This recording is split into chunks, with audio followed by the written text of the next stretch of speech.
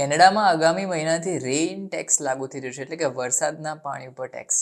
આની જાહેરાત ત્યાંની સરકારે અત્યારે કરી દીધી છે અને મીડિયા રિપોર્ટ્સ પ્રમાણે છેલ્લા કેટલાક વર્ષોમાં અત્યારે ટોરોન્ટો સહિત લગભગ આખા કેનેડામાં સ્ટોર્મ વોટર મેનેજમેન્ટની એક મોટી સમસ્યા ઊભી થઈ ગઈ છે. હવે આના લીધે લોકોના દૈનિક જીવન ઉપર અસર પડી રહી છે. એટલું જ નહીં, સામાન્ય નાગરિકો પણ હવે સતત મુશ્કેલીઓ આનાથી વેઠી રહ્યા છે. હવે અત્યારે સરકારે બધાને ચોંકાવી નાખે એવો નિર્ણય લીધો છે અને રેઇન ટેક્સ લાગુ કરવાની વાત સામે આવતા જ સ્થાનિકો જે છે તેમાં કહેવાય ને કે અસંતોષની ભાવના પ્રસરી ગઈ છે. કેનેડામાં અત્યારે લોકોની સમસ્યાનું નિવારણ થાય એના માટે સુવિધાઓ શરૂ કરી દેવામાં આવી છે. સરકાર તરફથી સ્ટોર્મ વોટર ડ્રેનેજ સિસ્ટમ બનાવાય છે. આ સિસ્ટમના માધ્યમથી જે એક્સ્ટ્રા પાણી એકત્રિત થયું છે તે બહાર કાઢવામાં આવશે. આનાથી ઘણી મોટી સમસ્યાનું નિવારણ આવી શકે તેમ લાગી રહ્યું છે અને વરસાદના દિવસોમાં ધોધમાર જો મુશળધાર મેઘરાજા બેટિંગ કરે તો પણ કેનેડામાં જે પાણીની અછત, પાણી જે જોરદાર ભરાઈ જતું હતું એ નહીં ભરાય, કારણ કે આના કારણે કેનેડાના લોકોને મોટાભાગે મુશ્કેલીઓનો સામનો કરવો પડતો હતો. એટલું જ નહીં, ઠંડીમાં બરફ જે છે તે ઓગળી જાય, એના કારણે પણ ચારે બાજુ પાણી જ ફેલાયેલું રહેતું હોય છે.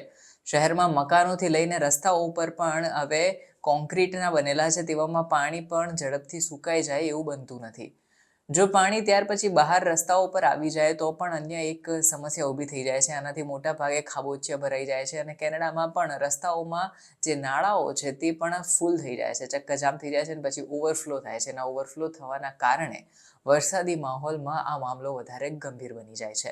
હવે પાણી જે છે તે જે નાળાઓ છે તેમાં અને લોકોના રેસિડેન્શિયલ પ્લોટ છે એના રસ્તાઓ ઉપર પથરાઈ જાય છે, કેટલાકના ઘરોમાં પણ ઘૂસી જાય છે, જેથી કરીને ઘણી ગંભીર બીમારીઓ પણ આ મોન્સૂન સિઝન છે આગામી એમાં આવતી હોય છે.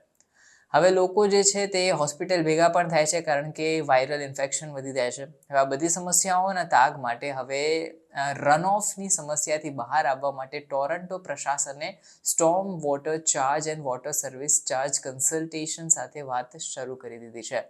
હવે જણાવવામાં આવી રહ્યું છે કે સરકાર આ નિયમને રેસિડેન્શિયલ બિલ્ડિંગ્સની સાથે ત્યાંના ઓફિસ, હોટેલ વગેરે જગ્યાએ લાગુ કરી શકે છે. સરકારના આવા નિયમના કારણે જ લોકોમાં અત્યારે નારાજગી વધી ગઈ છે. અત્યારના સમયમાં પણ ટોરન્ટોના લોકો પાણી માટે ટેક્સ પે કરી રહ્યા છે.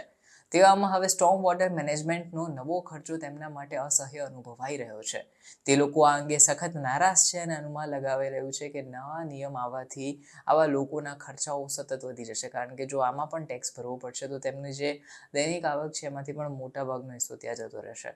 જે સ્ટોર્મ વોટર વિસ્તારમાં આવે છે, આના સિવાય આના કહેવાય કે જે આ વિસ્તારની અંદર રહેતા હોય તે લોકોની જે વસ્તી છે એના ઉપર લાગુ થઈ શકે છે અને મોટાભાગે જે ગીચ વસ્તી છે એ વિસ્તારોમાં રહેતા લોકો ઉપર આની ગંભીર અસર પડી શકે છે, કારણ કે અહીં ખાલી જગ્યા ઓછી હોવાથી પાણી ઝડપથી સુકાઈ શકતું નથી અને જો આ પ્રમાણેની સિસ્ટમ આવી તો પછી લોકોને ચાર્જિસ જે છે તે વધારે પે કરવા પડે એવી સ્થિતિ ઉત્પન્ન થઈ છે.